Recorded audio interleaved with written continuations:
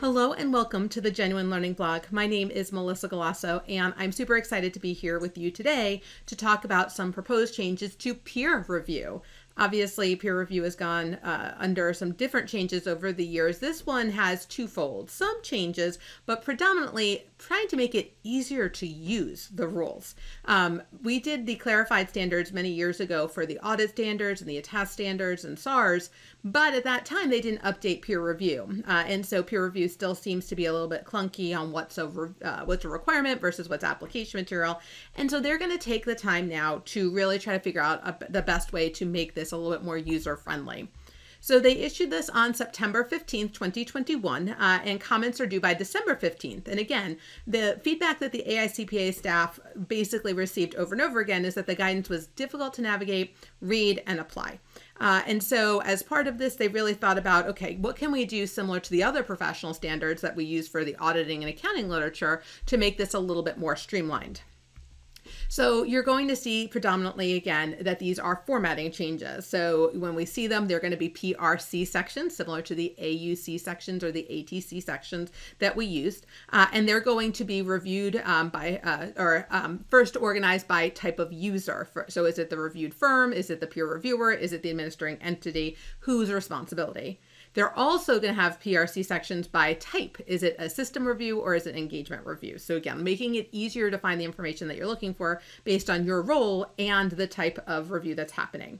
They are also going to move all of the relevant definitions to a centralized section, which again, very consistent with what we do in the audit standards, et cetera, is have this sort of definitional for any user that would be consistent. And then all audit standards, all attest standards start with the objective. And so that will be consistent in the PRC sections is to have these objectives first. And then again, separating the requirements from the application material. So the same paragraphing, again, we'll start with that A prefix. So we'll go through all of the requirements and then we'll start over and then we'll go through the application material and the paragraphing will mirror what we see in all the other standard setting bodies. And then again, going to the bulleted list and the formatting to make it more readable. So again, the goal here was really try to overlap with what we do already for the audit standards, et cetera. And so they really had to go through the PRP section, 1000, 2000, 310, or 3100, and then figure out, is this requirement or is this application? Because that's not how they were set up. So one thing you would probably want to look at in reviewing this draft is, do you agree with what's a requirement versus what's application material? Again, the intent of this was not to make substantial changes to what's going on for the reviewer, for the firm, or for the administering entity. The goal was to make it easier, but they did have a handful of substantive changes. And so obviously with COVID, a lot of us had to do our peer reviews remotely, just like we had to do our audits remotely. And under the extant standard, there is a requirement, again, regarding how much we do on site. And then you had to have approval if you didn't if you weren't able to do that. And so then they had to waive it for a period of time due to COVID. And obviously we've proven that we can do things remotely. And so they are going to waive that requirement. Same thing for system reviews, having to have on-site office visits at different locations. So again, under the extant standard, you had to visit a sufficient number of offices on site in order to ensure that the quality controls were adequately communicated throughout the firm. Again, we feel like we can do this remotely without having to physically be present there.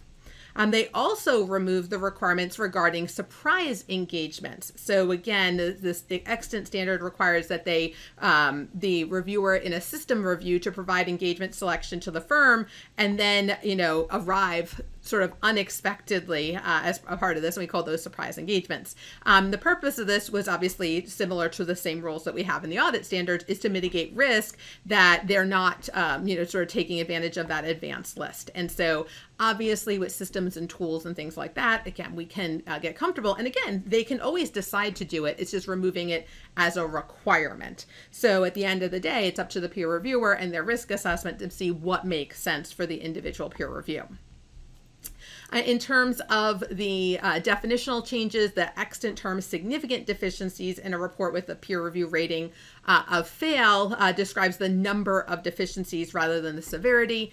Because of this, they felt like it was slightly misleading. And so they are going to remove the term from the context of the peer review report. One that's a little bit surprising to me is related to single audits. Obviously, single audits has been something that was a major focus of peer review in trying to improve quality, right? So if you look at the studies that have been done, the percentage found by SMEs in enhanced oversight compared to what peer reviewers were finding during their peer review in terms of deficient engagements has improved steadily from 0 to 70-something%. So we're not catching everything, but we're catching a lot more. And so as a result, they removed the requirement that the peer review documents for single audits be included in what went to the report acceptance body, or the RAB.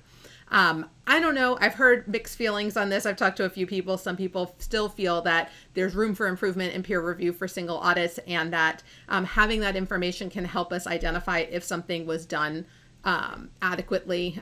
Other people feel like, peer review being, or single audits being called out there in that particular area, right? We already have special CPE requirements for them. We already have a technical review requirement, right? So some people feel like this is sort of penalizing those single audits. So we'll see if that makes it all the way through. And then removal of the guidance on performing and reporting on reviews of quality materials.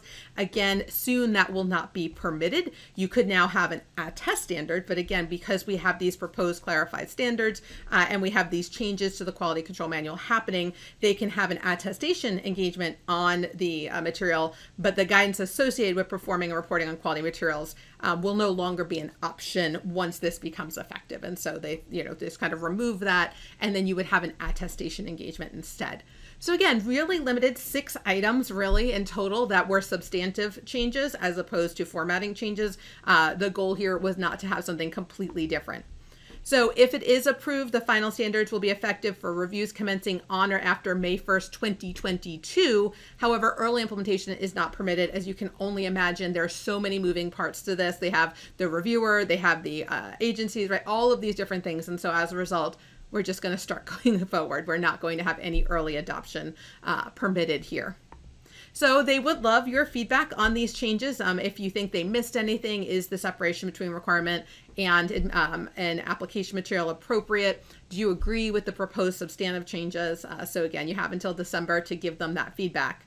So thank you so much for joining me today on the Genuine Learning blog, and I hope to see you on a future blog. Have a great day, guys. Bye-bye.